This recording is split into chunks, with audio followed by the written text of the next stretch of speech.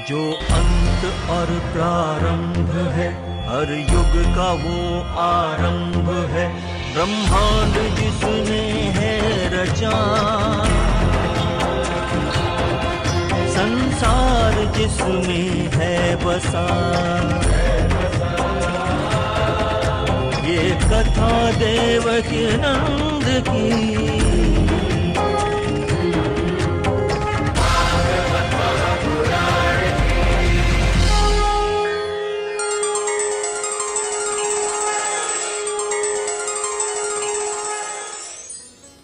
जब शिशु गर्भ में हो तो ज्यादा से ज्यादा अच्छे काम करें, कम बोलें, मीठा बोलें, सत्य बोलें, हरि की कथा सुने, भक्त चरित्र सुने।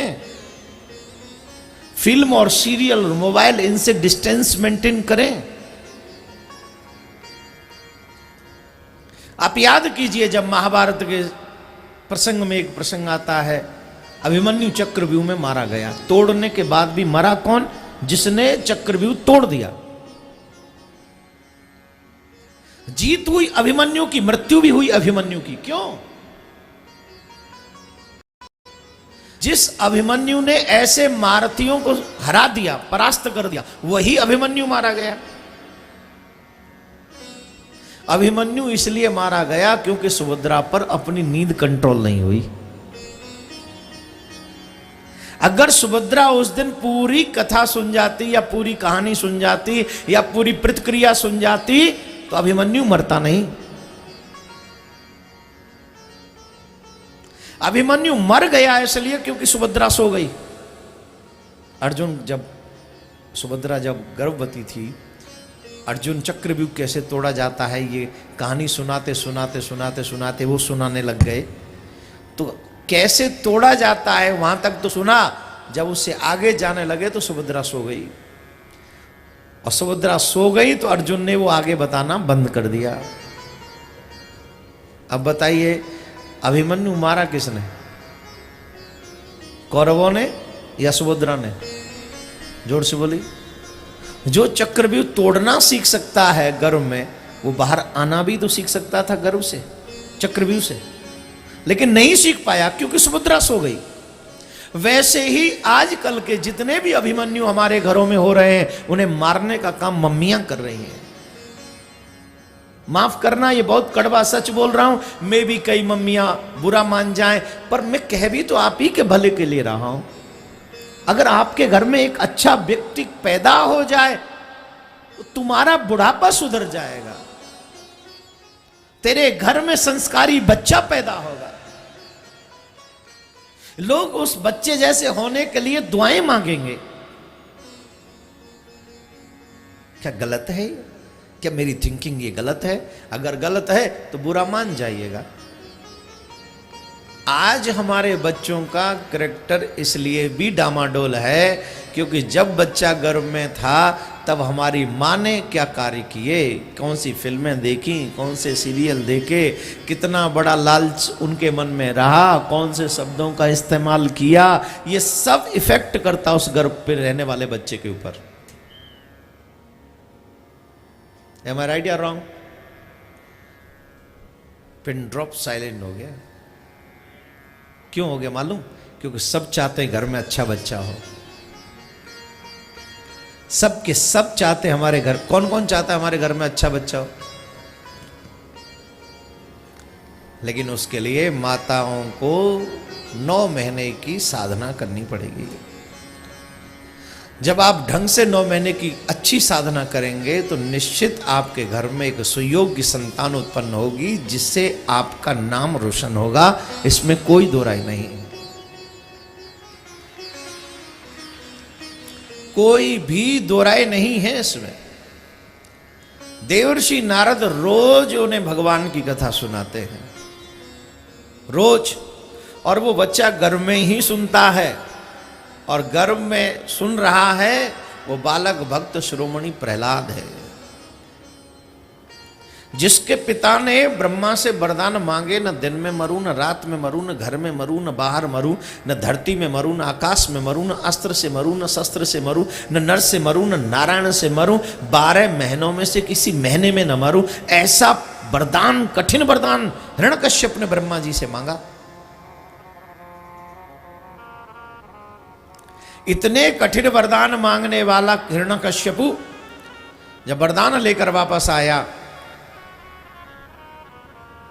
तो पूरे देश में उसने ये संदेश भिजवा दिया कि आज के बाद कोई भी नारायण की सेवा नहीं करेगा, पूजा नहीं करेगा। जितने भी ब्राह्मण हैं कोई भी उसके नाम का यज्ञ नहीं करेगा, सब मेरी पूजा कीजिए, मैं भगवान हूं, मैं नारायण हूं, ऐसा हिरण्यकश्यप ने कहा। और हमारे सनातनियों में एक समस्या रही है, अभी ज्यादा है, पहले कम थी, आजकल भी देख लें आप, हम किसी पे भी जाके चादर चढ़ाते कि नहीं बोलो, और ढिढोरा पीटते। हम तो वहां जाते चादर चढ़ाते, क्यों भाई? दूसरा बाप बना लिया। बाप एक होता है कि दो? जोर से बोलो। बाप एक, पति एक, पिता पति और परमात्मा एक होना चाहिए। 2-3 चीजें हैं जो एक रहें तो सक्सेस ज्यादा अच्छे है। पिता, परमात्मा, गुरु और पति एक ही है। हम लोग चादर चढ़ाने की बात करते हैं, हम लोग कुछ और करते हैं। मैं तो ये कहूंगा, जिनको भगवान ने चादर चढ़ाने के लिए भेजा है वो चादर चढ़ाएं, और जिनको भगवान ने मंदिर में आरती करने के लिए भेजा है वो मंदिर में आरती करें। जिन्हें चर्च के लिए भेजा है वो चर्च में जाएं। जिस धर्म में व्यक्ति को परमात्मा ने भेजा है उस धर्म का, वैसे धर्म तो सिर्फ सनातन है, और कोई धर्म है ही नहीं, दूसरा कोई धर्म ही नहीं है। बाइबल ले लो, कुरान ले लो, सब में वही है जो गीता में है, और गीता पहली है। बाइबल पहली नहीं है, पहला ग्रंथ गीता है, और जो गीता में है वही बाइबल में है। तो वो हमारे पीछे, हम उनके पीछे नहीं है। आज मैंने, मुझे नहीं पता किस किस ने ट्वीट पढ़ा है मेरा, आज मैंने एक ट्वीट किया है, जिस समय दुनिया पढ़ाई लिखाई के विषय में जानती तक नहीं थी, उस समय हम भारतीयों के पास में 4 वेद मौजूद थे, हम लोग वेद पढ़ते थे। उस समय, जिस समय अक्षर ज्ञान पूरी दुनिया में कहीं नहीं था, उस समय हमारे देश में, भारत में गुरुकुलम चला करते थे। उस समय चलते थे गुरुकुलम, जबकि पूरी दुनिया में भगवान श्री कृष्ण गुरुकुलम में गए कि नहीं? बोलो, गए कि नहीं? भगवान श्री राम पढ़ने गए कि नहीं? जोर से बोलिए। और आपके जो इतिहासकार हैं वो कब से कह रहे हैं, कब से एजुकेशन लोग पढ़ने लगे? कब से? कितने हजार पहले साल से ये पढ़ने लगे लोग? बताते हैं कि नहीं कुछ तुम्हारा इतिहास? जो साइंस वाइंस जो होते हैं, जो लोग बताते हैं। यहां तो ये भी कहते हैं हम लोग पहले बंदर थे, हम मानव नहीं थे, हम बंदर थे। हम बंदर थे कब? अच्छा बोलो, आप लोग बंदर थे पहले? जवाब तो दो। अगर साहब हम बंदर होते तो पूंछ तो रह जाती हमारी। इतने बदल गए हमने अपने आप को, इतना बदल, पूंछ भी नहीं रही। चलो हम मान जाएं, तुम कितना भी पढ़ा लो, 100 बंदर इकट्ठे करके रखो अपने स्कूल में, और पूरे 5 साल पढ़ाओ, 10 साल पढ़ाओ, 20 साल पढ़ाओ, और उन्हें इंसान बना के दिखाओ। पागल आदमी, हम बंदर थे। बंदर होगा तेरा, हम नहीं। हम कहां से हुए बंदर? भगवान श्री राम कितने हजारों वर्ष पहले, हजारों नहीं लाखों वर्ष पहले आए, और उस समय राजा दशरथ क्या बंदर थे? उनसे भी हजारों लाखों वर्ष पहले वो सूर्य वंश की परंपरा है। हम कब बंदर थे भाई? और रहा होगा कोई बंदर, लेकिन भारत में कोई बंदर इंसान नहीं बना। भारत में तो इंसान ही इंसान रहा है।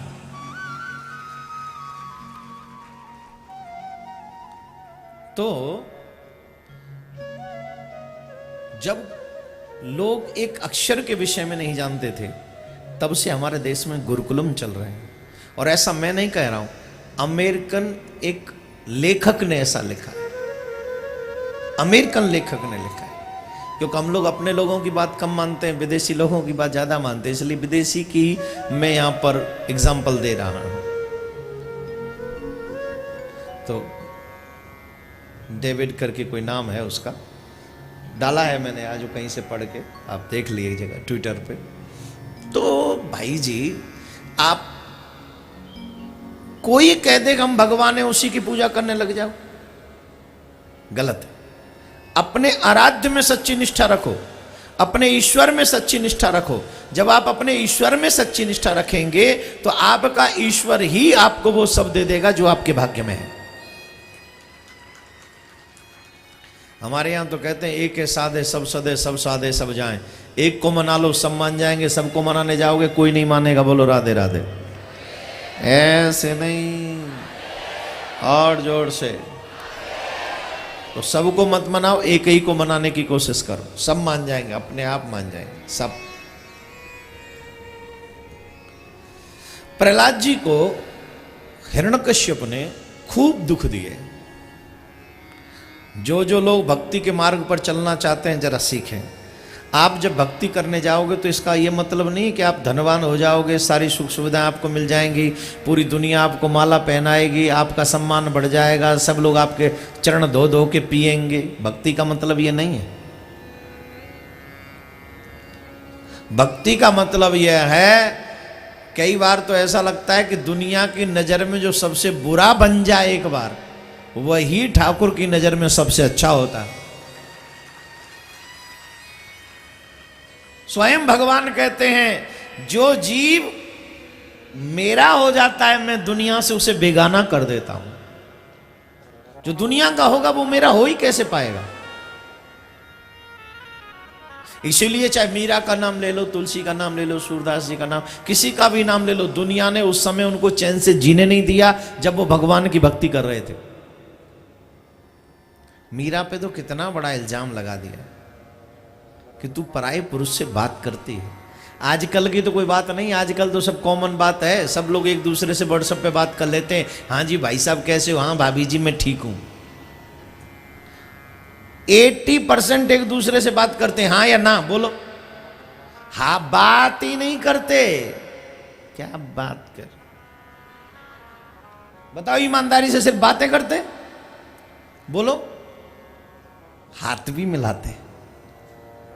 और ज्यादा ही बड़ी हाई फाई क्वालिटी में चले जाओ तो वो हग भी करते। लगी कॉमन बात है। आप क्या पंडित जी पुराने जमाने की, वो कहते पागल हो गए, पुराने जमाने की बात कर रहे हो आप, उनको हम पागल लगेंगे। अब ये बता दो ये सही कह रहा हूं कि गलत कह रहा हूं, जोर से।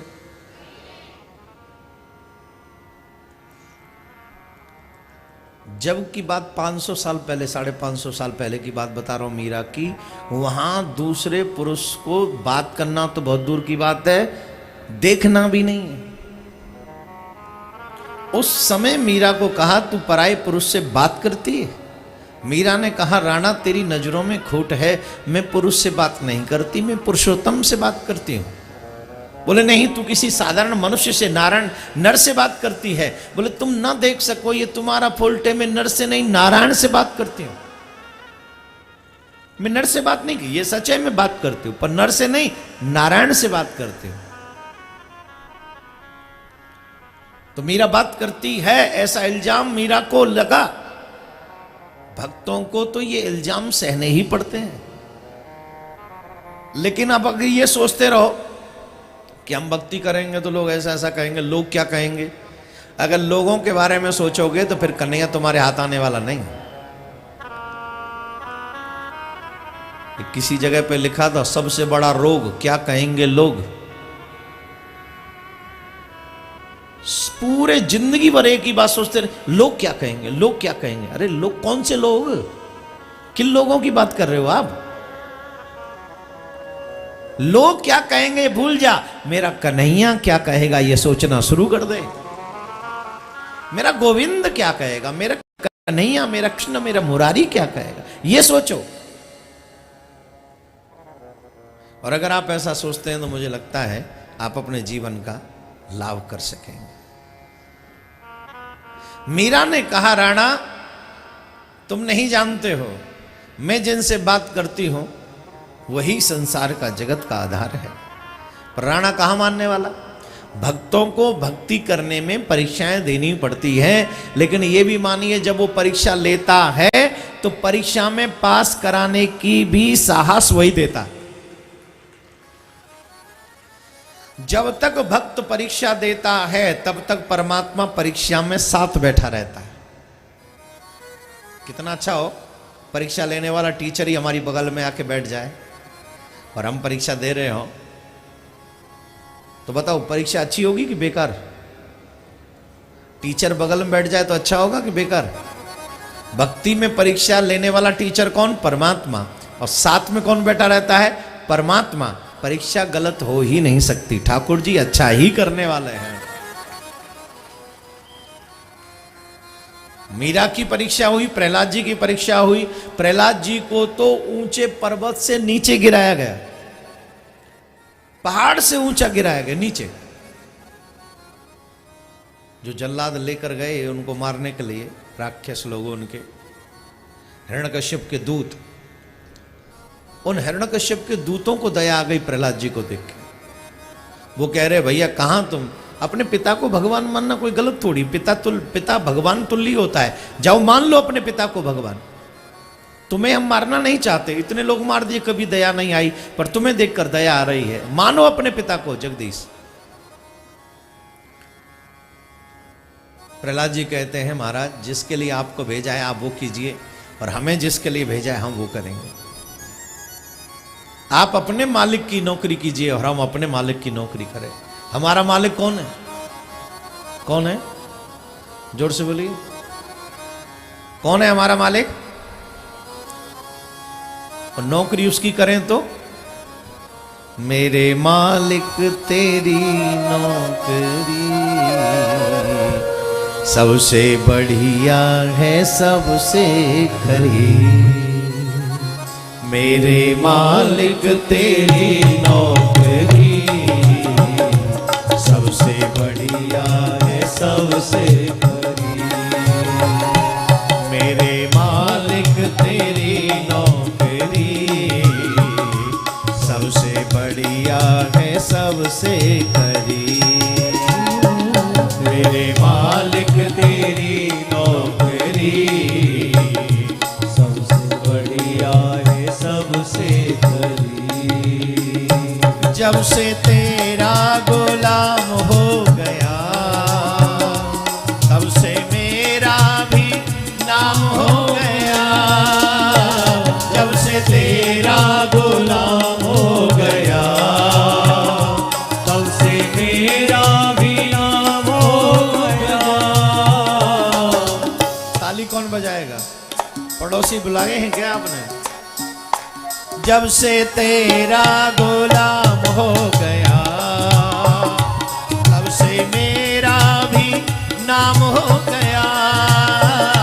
जब से तेरा गुलाम हो गया तब से मेरा भी नाम हो गया।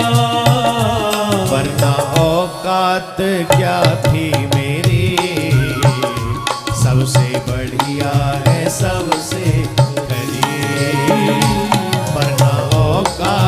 क्या थी मेरी सबसे बढ़िया है सबसे खरी। मेरे मालिक तेरी नौकरी सबसे बढ़िया है सबसे खरी। हरि वो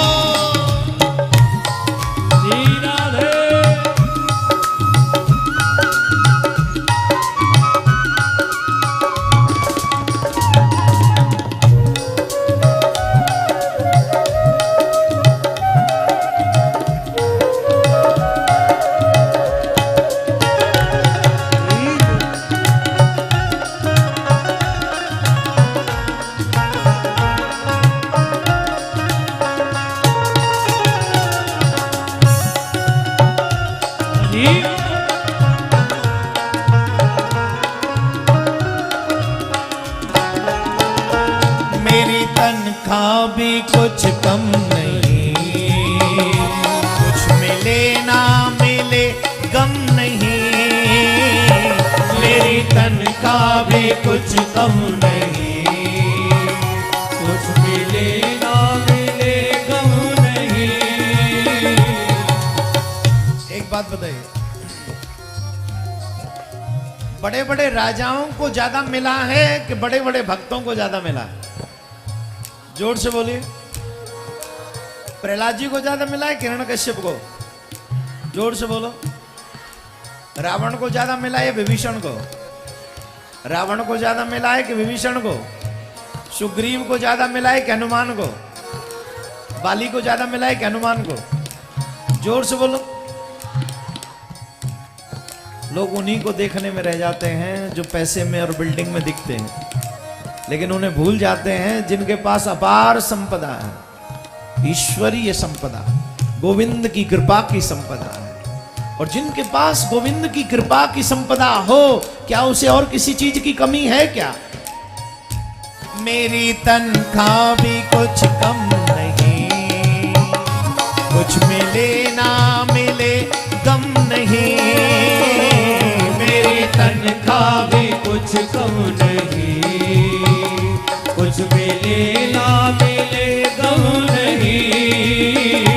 मेरी तनख्वाह भी कुछ कम नहीं, कुछ मिले ना मिले गम नहीं, मेरी तनख्वाह भी कुछ कम नहीं, कुछ मिले ना मिले गम नहीं। बस करता रहूं बंदगी, सबसे बढ़िया है सबसे खरी। बस करता रहूं बंदगी, सबसे बढ़िया है सबसे खरी। मेरे मालिक तेरी नौकरी, सबसे बढ़िया है सबसे खरी। मेरे मालिक तेरी नौकरी, सबसे बढ़िया है सबसे खरी। क्या बोलना पड़ेगा? देखो, नौकरी करने में वही आनंद आता है जहां मालिक भी अच्छा हो। आता है कि नहीं? और मालिक खड़ूस मिल जाए तो? अधिकांश नौकरी करने वाले लोग डिप्रेशन में रहते हैं जिनका मालिक, बॉस खड़ूस हो। डिप्रेशन में रहते कि नहीं? टाइम पे नहीं पहुंचे, नौकरी से निकाल दूंगा, काम पूरा नहीं हो, नौकरी से निकाल दूंगा। एक ही टेंशन रहती है, किस दिन नौकरी से निकाल दे। कंपटीशन बहुत होता है। लेकिन जिनका मालिक अच्छा हो तो अरे कोई बात नहीं, देर हो गई, कोई बात नहीं। ऐसा ही है मेरा मालिक, मेरा गोविंद, मेरा कन्हैया, मेरा सांवरिया। पूरे ब्रह्मांड में, त्रिलोकी में मेरे गोविंद से बढ़िया मालिक कोई नहीं है। गलती कभी देखता नहीं, एक बार अच्छी बात कर दो बस उसी को बहाना बनाकर पूरी पेमेंट कर देता है। ऐसे मालिक को छोड़कर जाना ही सबसे बड़ी मूर्खता है। तो प्यारे, प्रहलाद जी को क्या क्या कष्ट नहीं दिए हिरण्यकश्यप ने। पर्वत से गिराया, सर्प से डसवाया, विष पिलवाया, अग्नि में जलवाया।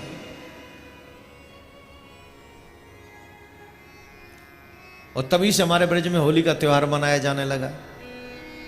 और नागपुर वालों को होली का आनंद मिलेगा 1 तारीख को। होली होगी हमारे यहाँ 20 को, आपको 19 दिन पहले ही मिल जाएगा। वैसे तो बसंत पंचमी से हमारे यहाँ होली प्रारंभ हो चुकी।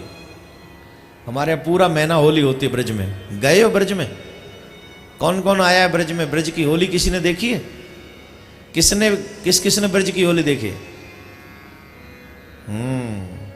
आओगे? अब की बार आओ, आपको होली के रंग में रंगवाते हैं। बहुत प्यारा होली का आनंद है वहां पर, बहुत आनंद आता है। तो मेरे प्यारे, क्या कष्ट नहीं सहा प्रहलाद जी ने? क्या नहीं सहा? सब कुछ सहने के बावजूद भी भगवान की भक्ति करना नहीं छोड़ा। और जो व्यक्ति, जो भक्त मन से भक्ति करता है, पग पग पे कन्हैया उनकी सुरक्षा करते हैं। पग पग पे। पर्वत से गिराया तो कुछ नहीं होने दिया, विष दिलवाया तो कुछ नहीं होने दिया, सर्प से डसवाया तो कुछ नहीं होने दिया, अग्नि में जलवाया, जो जलाने गई वो जल गई, इनको कुछ नहीं होने दिया। तब तो खम्भे से बांध रहे थे, पूछा बता तेरा भगवान कहाँ है? तो प्रहलाद जी पूछते हैं ये आप मत पूछिए कि मेरा भगवान कहाँ है, ये पूछिए मेरा भगवान कहाँ नहीं है। He is everywhere. सर्वम खलविदम ब्रह्म आदि जगत गुरु शंकराचार्य, सर्वम कृष्णमयम जगत श्री वल्लभाचार्य जी महाराज। और रामचरितमानस कहता है हरि व्यापक सर्वत्र समान। भगवान हर जगह मौजूद है, हर जगह विद्यमान है। ऐसी कोई जगह नहीं जहां भगवान नहीं है। पर्टिकुलर एक प्लेस पे नहीं रहता, वो हर प्लेस पे रहता है। तो क्या तेरा जगदीश इस खंबे में? बोले हाँ मेरा जगदीश खंबे में। हिरण्यकश्यप ने खंबे के दो पाट किए, मुष्ट का मारी, उसके दो पल्ले हुए और उसमें से नरसिंह भगवान प्रकट हो गए। बोले नरसिंह भगवान की जय। नरसिंह भगवान प्रकट हुए, हिरण्यकश्यप के साथ युद्ध किया। हिरण्यकश्यप को जब शाम हो रही थी, दोनों वक्त मिल रहे थे, उठाया, अपनी जंघाओं पे पटका और उसका सीना चीर दी। पहले उसे पूछा बता तेरे वरदान जो मांगे ब्रह्मा जी से पूरे हुए कि नहीं? क्या क्या वरदान मांगे? मैंने वरदान मांगा दिन में मरूं नहीं रात में मरूं, दिन में मरूं न रात में मरूं। भगवान ने कहा न दिन है न रात है, सांझ काल का समय है, दोनों वक्त मिल रहे हैं, वरदान पूरा। मैंने वरदान मांगा है घर में मरूं न बाहर। भगवान बोले बीच चौखट पे है, न घर के बाहर है न घर के भीतर है। मैंने वरदान मांगा है न धरती में मरूं न आकाश में। बोले देख अब तू कहाँ है इस समय? न धरती में है न आकाश में, मेरी जंघाओं पे बीच में। मैंने वरदान मांगा है न अस्त्र से मरूं न शस्त्र से। भगवान ने कहा मेरे हाथ देख, क्या है मेरे हाथों में? कोई अस्त्र है, कोई शस्त्र है? बोले नहीं। तो कैसे मारेंगे आप? बोले मेरे विशाल काय नाखूनों से मैं तेरा सीना चीर दूंगा। मैंने वरदान मांगा है न नर से मरूं न नारायण से। भगवान बोले एक बार हमको देख तो ले जी भर के। दुनिया देखने के लिए तरसती है और हम तेरे पास आए, तूने देखा ही नहीं, देख तो ले। देखा तो कंफर्म हो गया कि हाँ जी अब ये मार के जाएंगे। क्यों जाएंगे? बोले जो वरदान मांगा था ऐसी सृष्टि में तो ये ऐसे है ही नहीं। हमने मांगा था न नर से मरे न नारायण से, ये तो नर और सिंह दोनों बन के आए हैं, मिक्स होके आए हैं, तो मरेंगे ही, फिर तो हमें मार के ही जाएंगे। हमने वरदान मांगा है 12 महीनों में से किसी महीने में न मारो। दुनिया भर के हर कैलेंडर में कितने महीने होते हैं जरा बताएं? जोर से बोलिए, जोर से बोलिए। इंग्लिश में कितना कहते हैं 12 को? हैं 12 मंथ्स, राइट? दुनिया में किसी भी कैलेंडर में 13 मंथ हैं क्या? 13 मंथ हैं। कौन से कैलेंडर में? इंडियन कैलेंडर में। हर 3 साल में 13वां महीना लगता है, जिसको हम लोग अधिक मास कहते हैं, पुरुषोत्तम मास कहते हैं, मल का महीना कहते हैं। और ये निर्माण भगवान ने ही किया था इस हिरण्यकश्यप का वध करने के लिए। और इस अधिक मास में, इसका नाम ही अधिक मास, तो जो अधिक मास में कार्य करते हैं, उन कोई भी सत्कर्म करते हैं उसका फल भी अधिक ही लगता है। बोलो राधे राधे। तो भगवान ने अपने भक्त की रक्षा के लिए इतना सुंदर स्वरूप धारण किया, नर और सिंह बने और प्रहलाद की रक्षा की, हिरण्यकश्यप का वध किया। बोले नरसिंह भगवान की जय। फिर बीच में ये प्रसंग बहुत बड़ा है, लेकिन समुद्र मंथन का प्रसंग आता है। देवता और दैत्य मिलकर समुद्र मंथन करते हैं। अब जब समुद्र मंथन करते हैं तो समुद्र में से अनेक रत्न निकलते हैं, यथावत वितरण हो जाता है। अंत में अमृत लेकर धन्वंतरी प्रकट होते हैं और अमृत को लेकर इंद्र का बेटा जयंत भागता है। पहले धन्वंतरी के हाथ से छिनाकर जयंत उस अमृत को लेकर भागता है। और जब जयंत उस अमृत कलश को लेकर भागता है तो दैत्यों के गुरु शुक्राचार्य जी कहते हैं अरे पागलो, तुम इंतजार क्या कर रहे हो, पकड़ो उसे, नहीं तो सारा अमृत देवता ही पी जाएंगे। तो दैत्य भागे जयंत के पीछे और जयंत को पकड़ लिया। और उस कलश को पकड़ के जो है गुत्थम गुत्था होने लगी, फाइटिंग होने लगी कलश। उसमें से 12 बूंद गिरी अमृत की। कितनी? जोर से 12। 12 बूंदें गिरी और 12 बूंदों में से 4 गिरी धरती पे, 8 गिरी वहीं। जहां जहां ये बूंदें गिरी वहीं वहीं पर कुंभ होता है। जहां जहां ये बूंदें गिरी हैं वहीं वहीं पर कुंभ होता है। प्रयाग, नासिक, उज्जैन, आपके महाराष्ट्र में भी होता है ना कुंभ, होता है ना। नासिक में गए हो कि नहीं? जाते हो कि नहीं? 2-3 साल पहले था ना, अब 12 साल बाद आएगा, मतलब उसके बाद 12 साल बाद। अरे महाराष्ट्र वाले तो बड़े वैसे भी भक्त होते हैं। ऐसी गर्मी में भी देखो कैसी गर्मी पड़ रही है और फिर भी आकर बैठे हुए हैं। अलग बात है कि आप लोगों ने कूलर का खर्चा भी बढ़वा दिया है। पहले दिन ढंग से पसीना नहीं पहुंचते तो ऐसे ही बहने देते तो हम नहीं लगवाते, पर हमको लगा कि अगर ये नहीं लगवाए तो ये आना बंद कर देंगे, तो हमने कहा चलो लगवाओ। लेकिन भक्त तो बहुत है महाराष्ट्र में, बहुत भक्त। भक्ति दिलो जान से करते हैं यहाँ के लोग। इसीलिए शायद क्या कंफर्म ही है, इसीलिए भक्ति जवान भी हो गई थी यहाँ पर। नामदेव, तुकाराम जैसे संत इस भूमि पर हुए हों तो निश्चित तौर पर ये भूमि भक्ति की भूमि है। आजकल थोड़ा पी खा के लोग बिगड़ रहे हैं, तो उनसे निवेदन है कि बिगड़ो मत, सुधरो। पीना खाना ठीक नहीं, अच्छी काम करो। तो मेरे प्यारे, 4 जगह पर तो पृथ्वी में और 8 जगह ऊपर, जहां जहां गिरा वो कुंभ होता है वहां पर। इन कुंभों में तो हमें सौभाग्य मिलता है कि हम जा सके, लेकिन जो 8 कुंभ ऊपर होते हैं वहां हम जा नहीं सकते, वहां हम जाने के अधिकारी नहीं। वहां देवता ही रहते हैं उस कुंभ में, लेकिन इन 4 कुंभों में देवता भी आते हैं और हम सब भी आ जाते हैं। इसलिए ये कुंभ बड़े हम लोगों के लिए बहुत भाग्यशाली, हम सबको ज्यादा से ज्यादा हिस्सा लेना चाहिए। 12 दिन चला। अब ये आप कहेंगे कि भाई 12 साल में क्यों आता है, ऐसा क्यों होता है? तो एक बात समझ लें, देवलोक का 1 वर्ष 1 दिन और यहां का 1 वर्ष बराबर है। नहीं समझे? समझ गए कि नहीं? यहां का पूरा 1 साल और वहां का 1 दिन बराबर है, इसलिए 12 साल में कुंभ आता है। 12 बूंद गिरी तो मतलब यहां 12 साल हो गए, उतनी देर 12 दिन लड़ाई हुई ना, 12 दिन लड़ाई हुई वहां, तो यहां इसका मतलब है 12 साल लग गए लड़ते लड़ते। छीना झपटी में, छीना झपटी 12 साल चली यहां के हिसाब से। और इस बात को इसलिए भी समझ लो, कौन कौन अपने पितरों का श्राद्ध करता है। आज एक बात बड़े ढंग से सुन लेना, बड़े ढंग से। चाहे एक बार देवी देवताओं की पूजा रह जाए, लेकिन पितरों की पूजा नहीं रहनी चाहिए। हमारे पितृ जो चले गए हैं, पितृलोक में पहुंच गए हैं, उन पितरों की सेवा पूजा ढंग से होती रहे।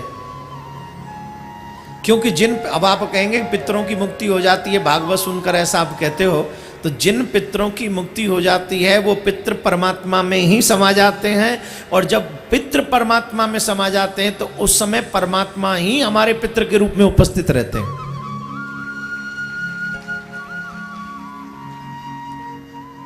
इसलिए पितरों को कभी भूलना नहीं चाहिए।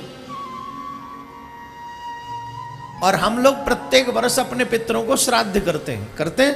आज के युवा नहीं करते हैं, वो तो कहते हैं what is this, I don't believe this, this is a totally drama, senseless. Is it possible Pandit ji यहां eating, there is my parents, what a joke. अंधे को कहो कि यहां टेंट लगा है, बड़ा सुंदर लग रहा है, अंधा मानेगा? हम कैसे मान ले सुंदर लग रहा है, हमें तो दिख नहीं रहा। अरे भाई तुझे नहीं दिख रहा, ये तेरी प्रॉब्लम है, लेकिन हमको दिख रहा है यहाँ टेंट लगा है। वो पंडित जी कथा कह रहे हैं, यहाँ बड़े बड़े लोग बैठे हैं, लोगों की आवाज तो सुनाई पड़ रही है, पर कैसे बैठे हम कैसे मान लें? क्यों? क्योंकि वो अंधा है। और बहरे को कहो बहुत लोग बैठे हैं, कैसे मान ले भैया, हमें तो कुछ सुनाई नहीं पड़ रहा। अब गलती किसकी है? क्या हम झूठ बोल रहे हैं? नहीं, एक अंधा है उसे दिखाई नहीं पड़ रहा, एक बहरा है उसे सुनाई नहीं पड़ रहा। ठीक वैसे ही एक अक्ल के, एक तो आंखों के अंधे होते हैं और एक अक्ल के अंधे होते हैं। जो अक्ल के अंधे होते हैं वो कहते हैं सेंसलेस, और जो अक्लमंद होते हैं वो कहते हैं सेंसफुल। हमारे पितरों को हम लोग एवरीडे भोजन कराते हैं, क्योंकि हमारी दृष्टि से हम एक बरस बाद हम भोजन कराते हैं, लेकिन वहां का एक दिन यहाँ का एक बरस बराबर है। इसका मतलब है आप प्रत्येक दिन अपने पितरों को भोजन कराते हैं। अब आप कहेंगे महाराज ये सेंस समझ में नहीं आ रहा कि हम पंडित जी को खिलाते हैं और वो वहां पहुंच जाता है। तो इसीलिए वेद में लिखा है ब्राह्मणों मुखमासीदा, ब्राह्मण भगवान का मुख है। कौन है? भगवान का मुख है। तो ब्राह्मण के द्वारा, ब्राह्मण को जब आप भोजन खिलाते हैं तो सीधा वो भगवान स्वीकार करते हैं, और भगवान अगर तृप्त हो जाएं तो सब तृप्त हो जाते हैं। तो ब्राह्मण के द्वारा भगवान तृप्त होकर अब आपके पितरों तक वो भोजन पहुंचा देते हैं। इससे आपका पितृ ऋण उऋण हो जाता है। आपके कॉलेज में ये सब चीजें बताई जाती हैं, यूनिवर्सिटी में कोई तो बताता होगा, है?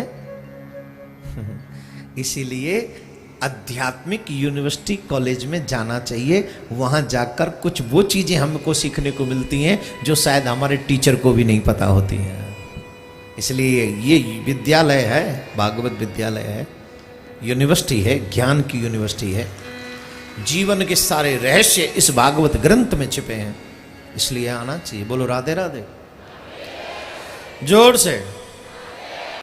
तो 12 बरस तक लड़ाई चढ़ी और दैत्य छीन के भाग गए।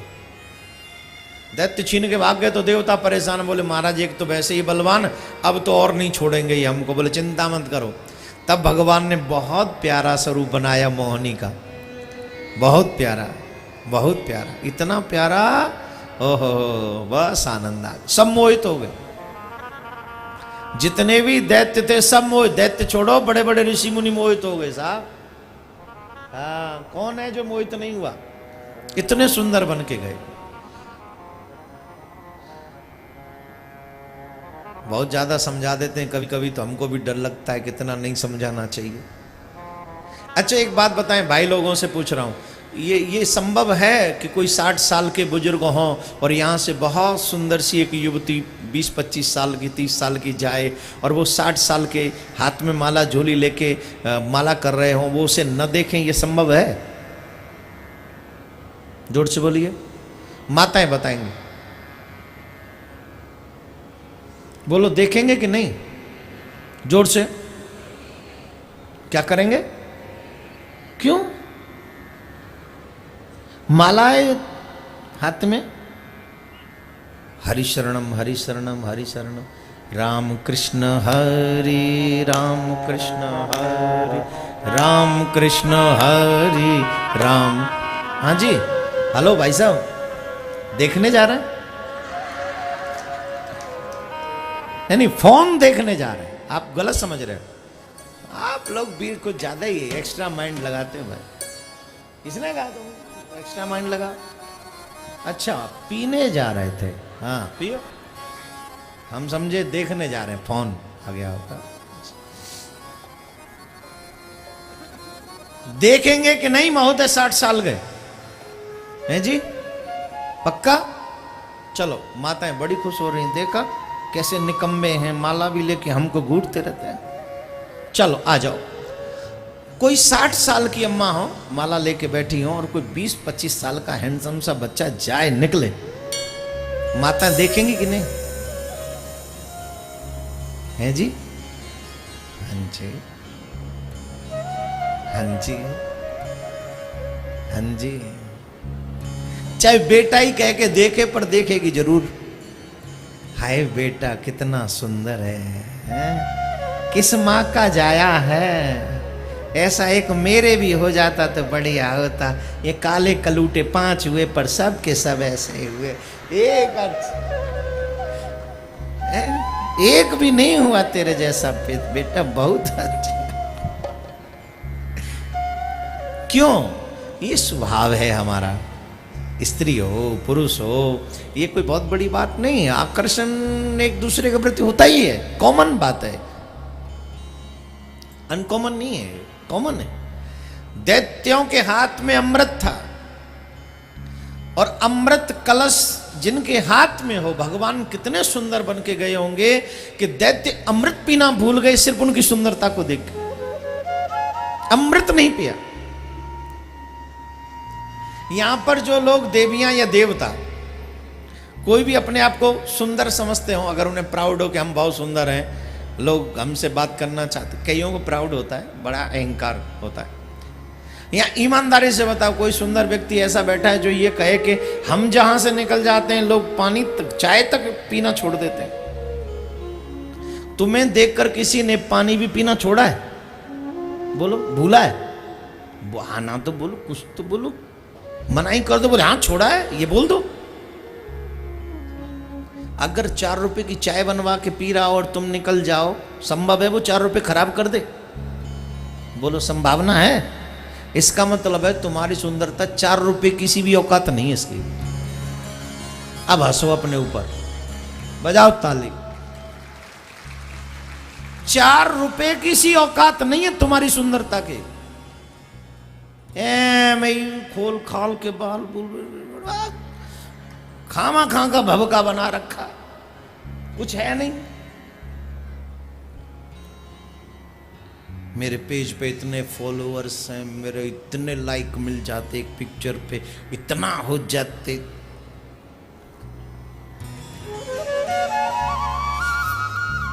₹4 की चाय पीना कोई छोड़ दे तो मान जाऊं तेरी सुंदरता काम आ गई। चाय पीता पीता जरूर घूरता रहेगा तुझे, छोड़ेगा नहीं। ₹4 की चाय नहीं छोड़ना उसने, हाँ जी कि ना जी, तो तुम्हारी सुंदरता की औकात कितनी है? नहीं है। 1 आध की होगी, 4 की तो नहीं है। मेरे ठाकुर जी की सुंदरता कैसी है? क्या बात है। जिधर से निकलता है जलवा उधर है,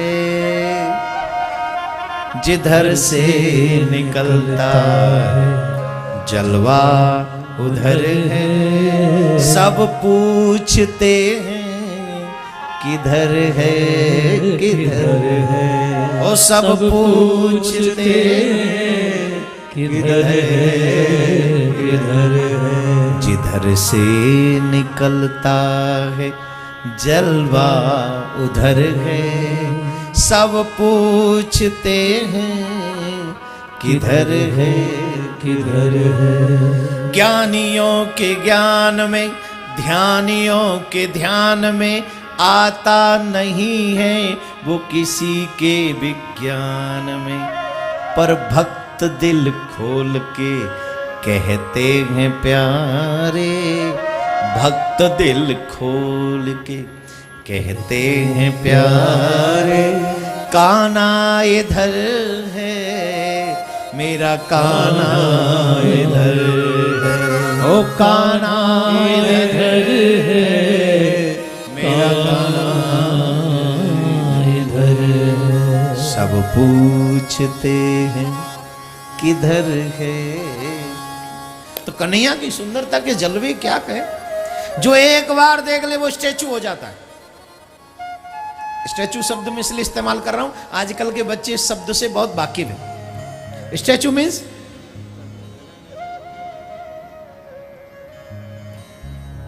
ये खेलते ना बच्चे स्टैचू, अब कोई हिलेगा नहीं।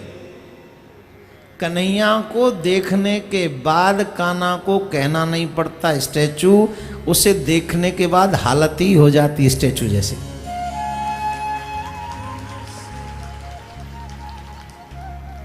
अपने आप पुजारी, अपने आप। तो अमृत पीना दैत्य भूल गए, आपस में लड़ रहे थे, वो लड़ना भूल गए, देखते ही रह गए उनकी तरफ। और जैसे ठाकुर जी ने देखा कि सबका ध्यान हमारी तरफ है, तो और थोड़ा मटक मटक के चले। बाल बड़े लंबे थे, गहरे घने काले, घने काली नागिन की तरह बाल, एकदम ऐसे करली करली हेयर। आजकल तो जबरदस्ती होते भी नहीं, फिर भी मशीन से मुड़वाते हैं भी नहीं। एक जगह तो हद हो गई, हे भगवान, हद हो गई। हम किसी शादी में गए,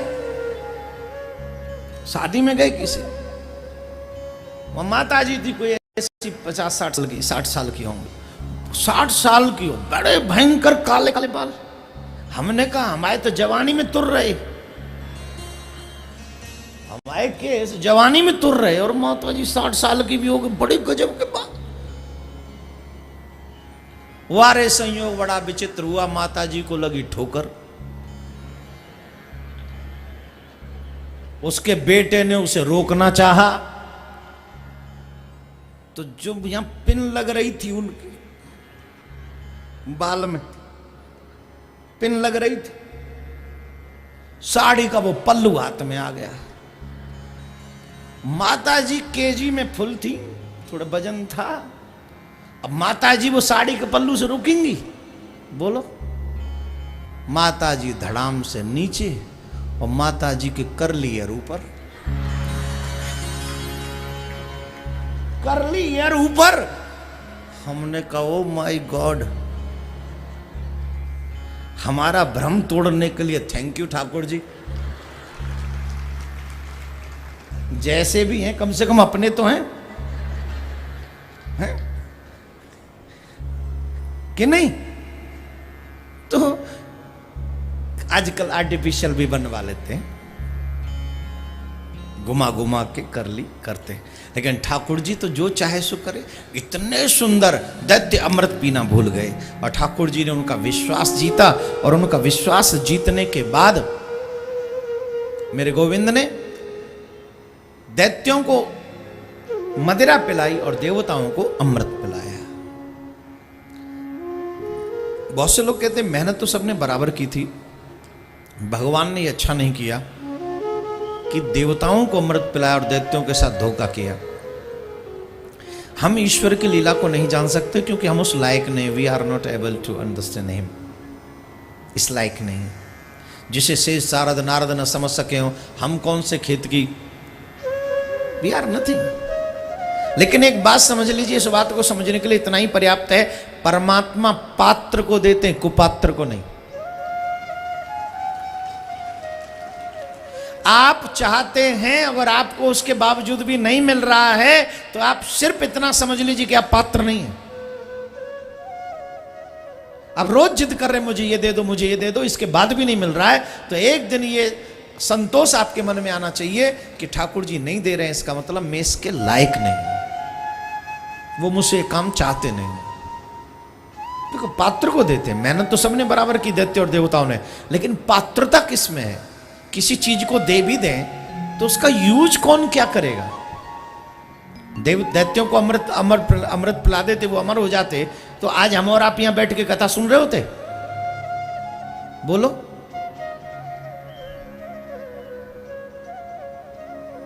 सब स्वाहा। इसलिए भगवान ने पात्रता को प्रमुखता है। तो देवताओं को अमृत पिलाया, इसके बाद समुद्र मंथन के प्रसंग, अमृत के बाद में राजा बलि के द्वार पर भगवान जाते हैं और 3 पग भूमि मांगते हैं। ये कथा क्रम कई बार हमने सुना है, इसलिए मैंने उसको बहुत शॉर्ट कर दिया। आज प्रहलाद जी का और समुद्र मंथन का प्रसंग सुनाया। अभी क्योंकि क्रम पूरा करना है, तो राजा बलि के द्वार पर भगवान जाते हैं और राजा बलि से 3 पग भूमि मांगते हैं। राजा बलि अपना सर्वस्व दे देता है। राजा बलि के गुरुजी ने मना किया था, देखो मत दो, तुम इन्हें नहीं जानते हो, ये तुम्हारा सर्वस्व छीन लेंगे, तुम्हें नहीं पता ये कौन है। तुम्हारा सर्वस्व हरण कर लेंगे, तुम्हारा सर्वस्व लेने आए हैं। राजा बलि ने कहा महाराज जो अतिथि हमारे द्वार पर आए और हम उसकी सेवा न कर सकें, ऐसा गृहस्थ किस काम का। ध्यान रखें, हम सब यहां पर गृहस्थी बैठे, मोस्टली गृहस्थी बैठे हैं। मैं कहूंगा सभी गृहस्थी है, कोई संत तो यहां दिख नहीं रहा मुझे। गृहस्थी सिर्फ वही नहीं होते जो खाते कमाते, बच्चे बनाते, बच्चों को पढ़ाते, फिर उन्हें पालना पोषना और फिर उनकी नौकरी लगवा देते हैं। ये वो गृहस्थी नहीं है, ये तो फिर पशु भी काम करते हैं। तुम्हारे बच्चे होते पशुओं के बच्चे होते, वो भी अपने बच्चों का पालन पोषण करते हैं।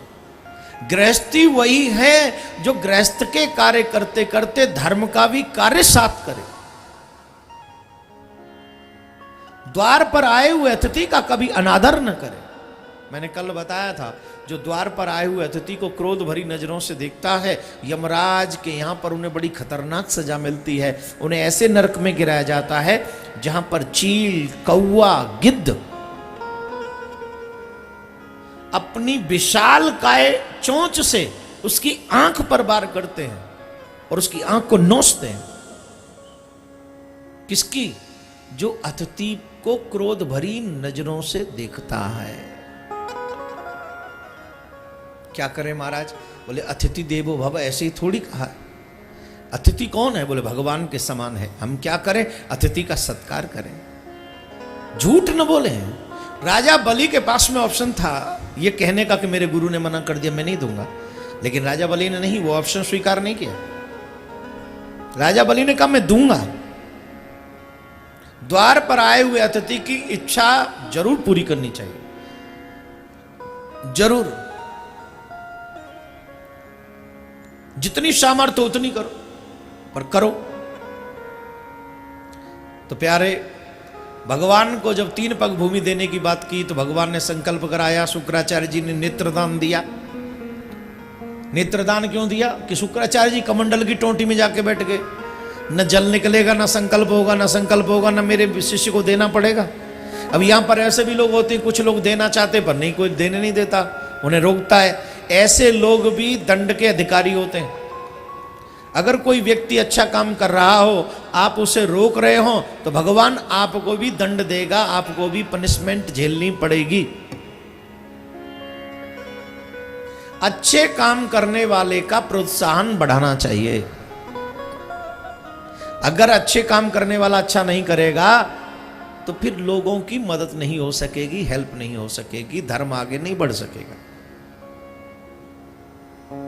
तो प्यारे, जब भूमि नापने की बारी आई तो भगवान ने बड़ा विराट रूप बनाया, बहुत बड़ा विराट रूप। 2 ही पग में सारा ब्रह्मांड नाप लिया। और तीसरा पग कहां रखे बोलो? क्योंकि ये नियम है सनातन धर्म का, ध्यान से सुने। जो संकल्प किया हो वो पूरा होना चाहिए।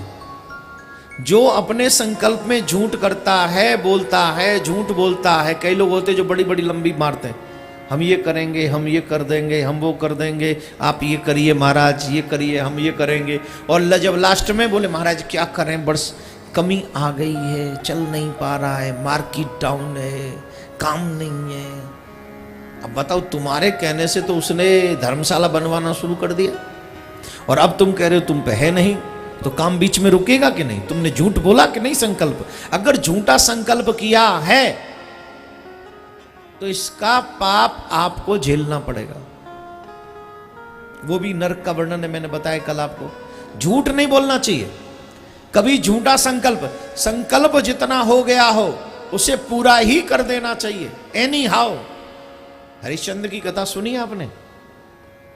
हरिश्चंद्र की कथा सुनिए, सुनिए कि नहीं? स्वप्न में हरिश्चंद्र जी ने दान दिया था, स्वप्न में, प्रत्यक्ष में नहीं, स्वप्न में राजदान दे दिया और 60 किलो सोना स्वप्न में। और हकीकत में विश्वामित्र जी आ गए, राज्य दे दिया। अब राज्य दे दिया तो सब कुछ गया, 60 किलो सोना कहां से लाएं? उस 60 किलो स्वर्ण को देने के लिए हरिश्चंद्र ने अपने आप को, अपने बेटे को, अपनी पत्नी को काशी में भेज दिया। ऐसे नाम नहीं होते हैं। नाम उन्हीं का अमर होता है जो अपने धर्म के लिए कुछ करता है। सिर्फ बोलता नहीं है, करता भी है। अपने धर्म के लिए करना चाहिए। तो राजा बलि ने कहा प्रभु दान बड़ा होता है कि दान ही? बोले दान ही बड़ा होता है। राजा बलि ने अपने आप को लिटा दिया, लो जी प्रभु एक पग में आप मुझे नाप लीजिए। और भगवान ने उसे स्वतल लोक का राज्य दिया। बोलो राधे राधे। जोर से, ऐसे नहीं, थोड़ा और जोर से। ये सुंदर प्रसंग है, लेकिन आज हम आपको एक थोड़ा सा प्रसंग सुनाएंगे गजग्राह युद्ध का। उसके बाद कृष्ण महोत्सव की ओर चलेंगे। अष्टम स्कंद में मनवंतरों का वर्णन आता है, बड़े ध्यानपूर्वक श्रवण करें। परम मंगलमय भगवत स्वरूप श्रीमद् भागवत महापुराणांतर्गत अष्टम स्कंद में मनवंतरों का निरूपण किया गया है। सत, त्रेता, द्वापर, कल आदि 4 युग जब 1,000 वर्ष व्यतीत होते हैं, तब ब्रह्मा जी का एक दिन होता है। ब्रह्मा जी के एक दिन में 14 मनवंतर होते हैं। वे 14 मनवंतर हैं स्वयंभू, स्वरचिस, औतम, तामस, रेवत, चक्षुष, वैवस्वत, सर्वणी, दक्ष सर्वणी, ब्रह्मा सर्वणी, धर्म सर्वणी और रुद्र सर्वणी, देव सर्वणी तथा इंद्र सर्वणी। ये मनवंतर लगभग 72 चतुर्युग के लगभग होते हैं।